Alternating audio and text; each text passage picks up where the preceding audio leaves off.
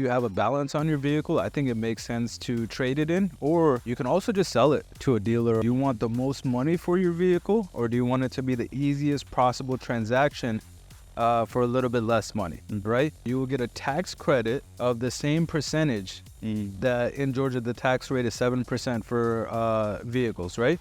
So if you're trading in a $15,000 vehicle, you get up to that 7%. Keep in mind, when you're trading it, you're not getting retail value for your vehicle. A reputable dealership will buy your vehicle no matter whether you're buying something from them or not. When it comes to trading, research is going to be the name of the game. If you're trying to get the most of your vehicle, you probably want to present it in the same condition that you got it. And dealers want trade-ins. So like as a consumer, I would just use it to my advantage. Dealers want trade-ins. Like if a dealer doesn't want to trade in, this red flag, right?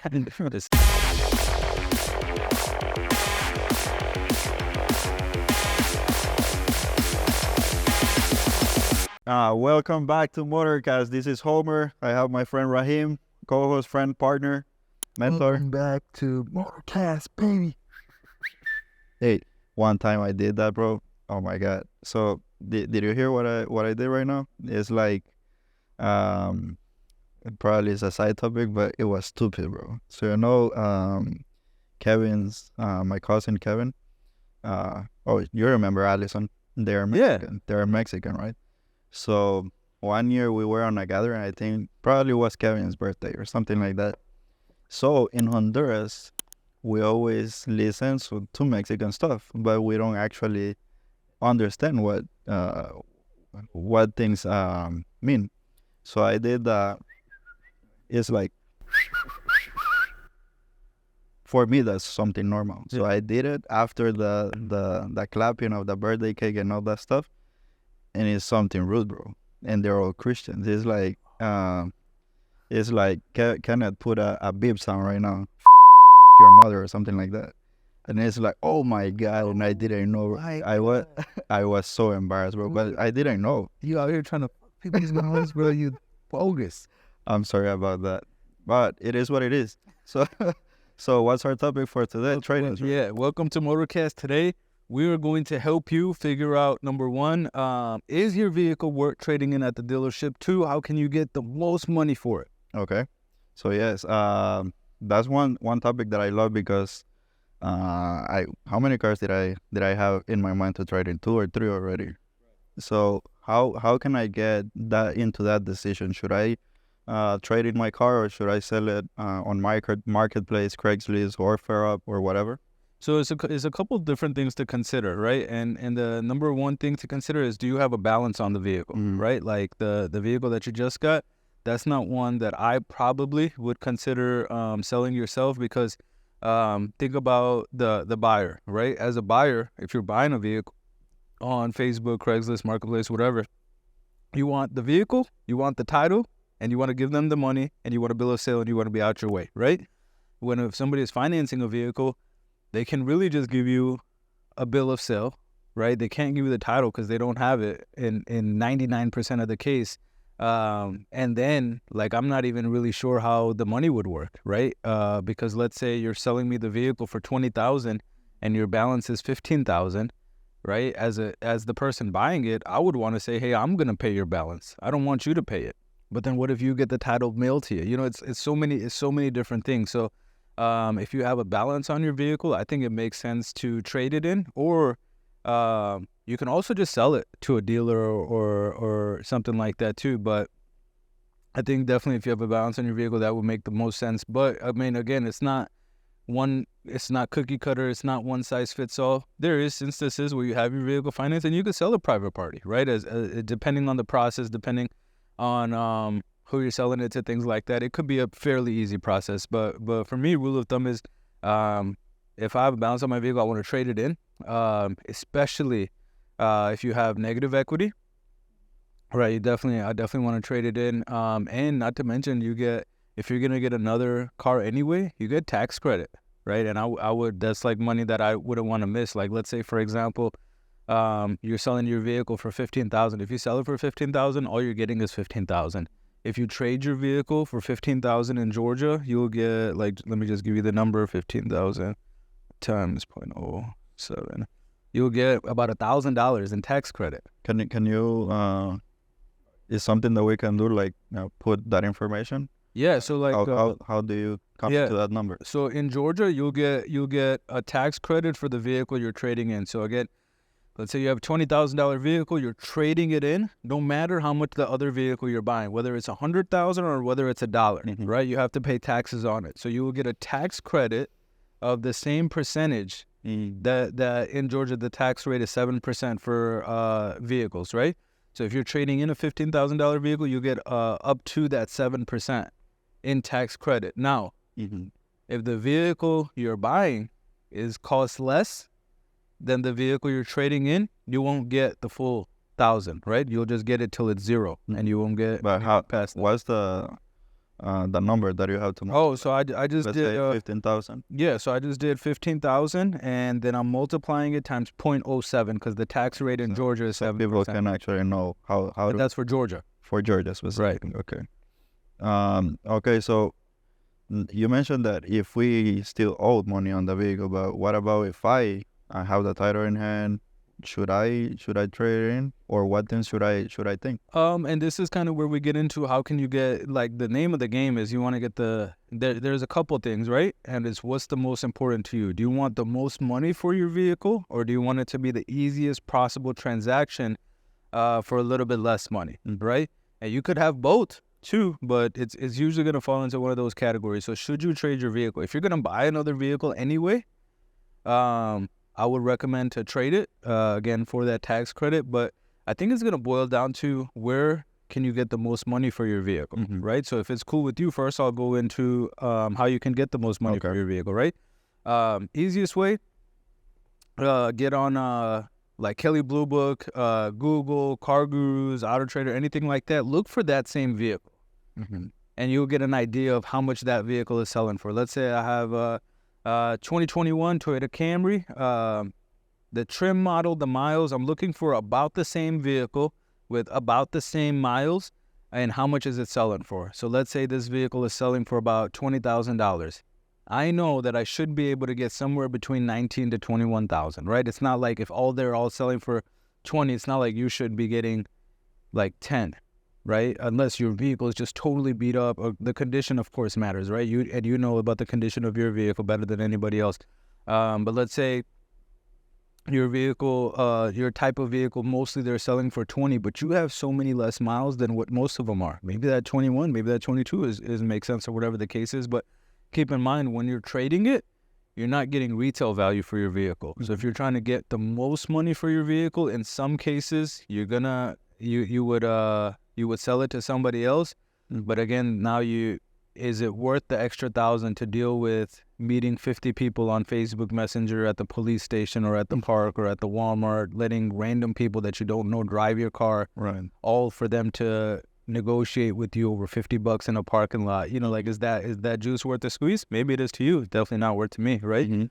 But I think it's gonna first, finding the value of your vehicle. So like, if I dive a little bit deeper in there, Kelley Blue Book, punch in your car information, boom, it shoots out an offer, and you'll have an idea of about what your vehicle is worth. Very excellent condition, very good condition, or poor condition. I sold a car to Carvana before. Super easy process. I put in all my information. They didn't ask me for any pictures or anything like that. Boom, they shot out an offer to me. Thought it was a good deal. Took it and ran with it. CarMax, you could take your vehicle to CarMax. They'll give you an offer that's good for 7 days. And a reputable dealership will give you an offer over the phone or online before you ever come in, right? So like, for example, at Motivation, if you send us a couple pictures, VIN miles, we're going to assume, unless you tell us, we're going to assume it's in at least fair to good condition. Unless you tell us, like, hey, it's got a light on or anything like that. And a reputable dealership is going to be able to give you a number, or at least a very small range. 10,000 to 15,000 is too big of a range. Okay. Right? But like, most of the time when I'm doing trade appraisals, I'm within $1,000. That's my range. Right? Okay. And I'm assuming, right, and our sales reps are letting the clients know they're assuming it's in fair to good condition. If it's in excellent, no problem. We can adjust it that way. If it's in poor condition, no problem. We can adjust it that way. But the goal is just to get you an offer out. Now, once you have a couple ideas, that's when you make the decision. again, right? If you think you can sell it to somebody and make 1,000 more, 2,000 more, 3,000, whatever that number is, how much more money is it worth to you to go through that, right? And a reputable dealership will buy your vehicle no matter whether you're buying something from them or not. And so that's another way to get the highest offer for your trade-in is you can buy from dealership B, but sell your vehicle to dealership A, right? If it's thousands apart. But I think research, when it comes to trade-in, research is going to be the name of the game. Your payoff has nothing to do with the value of your vehicle. All the aftermarket mods that you've done to it aren't going to relate dollar to dollar. What do you recommend on that particular part then? Should aftermarket things, you should remove them because the dealership is not pay you top of the dollar on that, right? I mean, it's case by case, right? Like it's like, is it, let's say you put a aftermarket sound system. If you're going to spend 3 hours or 4 hours removing it to sell it for $200, I don't know that that's something that I'm doing. Or maybe you're paying somebody to remove it for it to be worth nothing now after it's removed. So I think it's case by case. Something like if you have a truck wheels, I see a lot of people keep their wheels, which that's totally cool. But it's just case by case. But if you're trying to get the most of your vehicle, you probably want to present it in the same condition that you got it. Like if you put a bunch of time and money into it, it's probably gonna make the best presentation in that case. Like if you, again, for a truck, for example, if you have a big lifted truck and you got some wheels on it and you take the wheels off and you put stocks on, now you got this big lifted truck with small wheels. It's not even going to look right. You know what I mean? So again, it's case by case. Okay.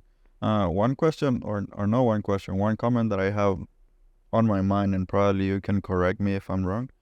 Obviously, the dealership, when trading the vehicle, the dealership is business at the end of the day. So that means that we're not, or the dealerships in general are not gonna pay top of the dollar of the actual market value of the vehicle because it's business. We gotta sell it at the end of the day, right? Is it true, or is it like that it's gonna be the dealership is gonna be paying less of the market value? Yeah. So the question is, are dealerships going to pay? Pretty much try to steal your? Not steal, but it's just like it's business. Yeah, absolutely. Yeah, so a dealership is getting the vehicle absolutely to sell it.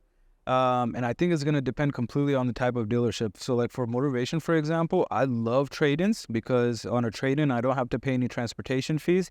On a trade-in, I can inspect it before I buy it, right? I can have a technician, especially if it's here on site. I have a technician that can look at it and let me know if it's a good vehicle or not. I get to touch it. I get to see it. Not only that, but it's here already. As soon as the sale takes place, boom, it's already here. I don't need to wait for it to get delivered to me or anything, unless it's sight unseen. But for the most part, I don't need to wait for it to get here or anything like that. And the other thing is, like, I feel like most of our clients, they're driving the vehicle every day. And for families, they have a family in that vehicle. So it's not like they're going to let it get to that kind of condition where it's like totally a junker or anything like that. And if it is, I have the choice to send it to the auction. But I like the trade. So usually, like, when I'm getting a trade, I like to offer as much as I can for it, right? I have no problem matching values. I have no problem even sometimes overpaying a little bit on trades, just because, like, for me, a trade-in is the nicest vehicle I can get, right? But yeah, in some cases, dealerships are trying to, like, literally steal the trade. So it's just about finding the happy medium, right? And all the money that you're giving up to do the trade, like what we just spoke about, maybe you could sell your car for an extra $2,000, $3,000, selling it yourself. But if you come to the decision that, hey, my time is not worth to do that, then also be okay with giving up that couple bucks because you don't have to do anything, right? So I think, again, it's going to be case by case, but that's why that research part is so important. At least you have an idea of what it's worth, right? If you, based on all your research, you find out your vehicle is worth $17,000 to $20,000 and you're getting trade values between 10 to 12, is something wrong. But if you find out your vehicle's worth $17,000 to $20,000, you got trade values between 15 to 18. I think you're on the right track there.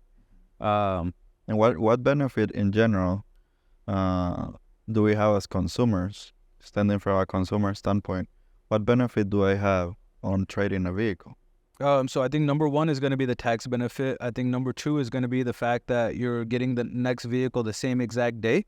Like when I sold a car last time to Carvana, I sold it, but I didn't even think about what I was going to have next. And there was a period where I was driving the dealership cars because I didn't have my own car. You know what I mean? So it's like, okay, you have your new car and your trade-in car parked right next to each other. You get to transfer everything. I mean, I think there's something that's pretty important about that. The fact that you can just switch right away. Mm-hmm. It's almost like if I told you, like, hey, you got to move out of your house today, but you can't move into a new one for a week. Right? Rather than imagine having both of your houses right next to each other, transfer everything over, and then this one goes away. All right. I think trade-in is also super beneficial for the client because you don't have to meet a bunch of randoms, Mm-hmm. right? And have a whole bunch of random people drive your vehicle. Like and maybe I'm pessimistic, but let's say you meet somebody at a gas station, they want to drive your car and they hit something. Let's say they were a good person and they were going to buy it and they were going to pay you all the money and there's nothing sketchy about the situation, but let's say they just backed up into something or they hit somebody else's car, Mm-hmm. right? Who wants to deal with any of that, right? Is that going to happen? I hope not. Probably not, right? But like, is that worth it to you? For me, like, just the easiest route is the best route sometimes. But another benefit that you have is you can kind of get bids on it, right? Again, if you use KBB, Carvana, CarMax, a reputable dealership, you'll have a bunch of different offers on it. Mm-hmm. And again, you don't have to trade it into the same exact place where you're buying the vehicle, but you, in some cases, can go with the highest offer. The other thing is when you're trading in a vehicle, let's say you have it financed, and we can kind of go down a rabbit hole here, so just pull me back out in case we do. But let's say you're trading in your vehicle and you're financing another vehicle. When I'm submitting your deal and when I'm showing that trade-in, some of the banks really like that, right? They see that, okay, he's trading in this current payment. Maybe he's not going that much more on payment. Some of this equity is transferring over, whatever the case is, right? Whatever's happening. You get to see the whole deal in one scenario versus, let's say you sold your vehicle, right? And let's say you have all the paperwork and everything is good, but the balance is still in your name. And now when you're coming to a dealership and they submit your deal and you don't have a trade-in, maybe a deal gets denied because they see that you already have an open auto. And yes, a dealership can call and get that reverse and they can work it out and tell them, hey, he's already trading it in or whatever. But it's in some cases, some banks actually like that trade-in. Mm-hmm. And that was my next question. Do we have benefits with financing or banks specifically on trading so and that? Yeah, absolutely. I mean, there's benefits. And obviously, it's going to lower the price of the payments, lower the price of not the price of the vehicles. But yeah, I mean, yes and no, right? It's one more negotiation tool, right? It's one more thing you can negotiate with a dealer if you do have a trade-in. Also, the fact that if you have any negative equity, you can kind of you can use down payment to make some of it go away. You can put some of it into the next vehicle, whatever the case is. And again, that tax benefit, right? And we're just talking about $15,000 vehicles. But imagine a $25,000 vehicle. Imagine what that does to the taxes. Almost doubles, almost $1,500 to $2,000 in taxes back. I mean, I think that's a good deal. You know what I mean? And again, just the fact that you get to do everything at one place. Like, again, I just personally, my preference is not to go to Publix to get the best deal on lettuce and then go to Kroger to get the best deal on tomatoes. I'd rather go to Publix or Kroger and maybe I overpay for one thing and I underpay for something, but just my total bill is easier and is lesser or whatever it is. It's less of the hassle. It's less of time. Yeah. And dealers want trade-ins. So like as a consumer, I would just use it to my advantage. Dealers want trade-ins. Like if a dealer doesn't want to trade in, it's red flag, right? Is something wrong? Not necessarily, because I remember that, or correct me if I'm wrong, and I misunderstood this topic, but back in the days, when we only used to sell trucks, we didn't even want to get the Hondas or whatever because we were more interested in selling trucks. Was that the case? See that, and that's why it is a red flag, right? Our business-wise, we weren't even at the level to understand what was going on, right? Like to me, the name of the game is how can I make the transaction as easy as possible for the consumer? And again, there's still going to be cases like if you're trading in a boat or a bike or something, like okay, yeah, there's going to be, it's not the same for. We don't sell that. I'm not that guy, but even if it's the kind of vehicle that I don't usually have. Like, for example, right now we have a GT500 Shelby, right? It's a 2014, 11,000 miles on it. We've never had something like this before. It's a $60,000 old vehicle, 10-year-old vehicle, right? Yeah, we're gonna take it in on trade, and just because it doesn't fit with the inventory, I don't think I should make it harder on you, right? And that's why I see it like it's got to be a reputable dealership. Oh, it makes sense. It makes sense. Yeah. So what about trade-ins in essence? Saying when I know that I have a trade-in that probably is not in the best conditions, what should I do? I think just be upfront, right? Yeah. Like get Honestly, both ways. That's what you're saying. like it's kind of like trust is a two-way street, and it's one of those where you have to give it sometimes before you get it. In that case, like if you have to do everything online and over the phone, let the other person know. Yo, I've got some flaws with my car, X, Y, and Z. Like, for example, we had a client trade in a Suburban or Yukon or something like that for a new Suburban or Yukon, and they said, hey, everything is good with the vehicle, until they found out that their vehicle was going to get picked up before the new one got there.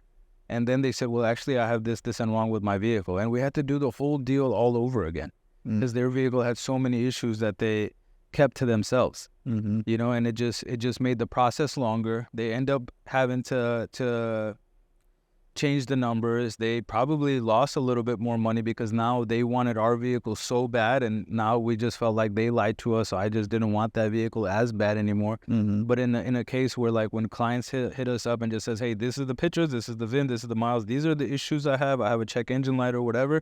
In some cases, like I just had this amazing woman, she's trading in a Ford Escape. She's in Texas, and she sent the VIN, the miles, everything, and she sent really close-up pictures, and she let us know that it has hail damage.